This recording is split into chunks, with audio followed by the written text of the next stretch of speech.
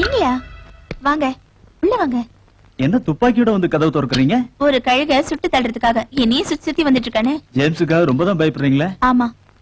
அவன் அன்னைக்கு இங்க வந்தது பெர்னாண்டஸ்க்கு தெரியுமா? தெரியாது. அதை விடுங்க விஜய். அம்மா எப்படி இருக்காங்க? நல்ல ஞாபக சக்தி இருக்கு. நான் நீங்க செஞ்ச உதவிகளை பத்தி தான் அம்மாவோட அதிகமா பேசினேன். என்னோட அம்மா பிளட் கேன்சர் வந்து செத்தாங்க. அம்மாவோட உயிரை காப்பாத்துறதுக்காக நான் ரொம்ப கஷ்டப்பட்டேன். அதுக்காக தான் ஜேம்ஸோட ஹோட்டல்ல கேபரே டான்சர் ஆனேன். அது மட்டும் இல்ல, அம்மா செத்ததுக்கு அப்புறம் தங்கச்சிங்களை படிக்க வைக்கிறதுக்கும் கல்யாணம் பண்ணி அனுப்புறதுக்கும் நான் ஜேம்ஸ் கிட்ட பணம் வாங்கினேன். ஆனா ப்ரோக்ராம் பண்ணி வட்டிய முதலுமா நான் திருப்பி கொடுத்துட்டேன். அப்புறம் எதுக்கு ஜேம்ஸ் இன்னும் உங்களை மிரட்டுறான்? அவனோட ஆசைக்கு நான் இணங்காதனால்தான் என்ன மிரட்டுறான். என்கிட்ட கத்தியும் துப்பாக்கியும் காட்டி நிறைய ஸ்டாம்ப் பேப்பர்ல கையெழுத்து வாங்கியிருக்கான். அதுல என்ன வேணும்னாலும் எழுதி என்கிட்ட கேட்கலாம். அந்த தைரியத்துலதான் என்ன தெருவுக்கு துரத்துவேன் பயமுறுத்திக்கிட்டு இருக்கான். ரோசி, நீ தைரியமா இரு.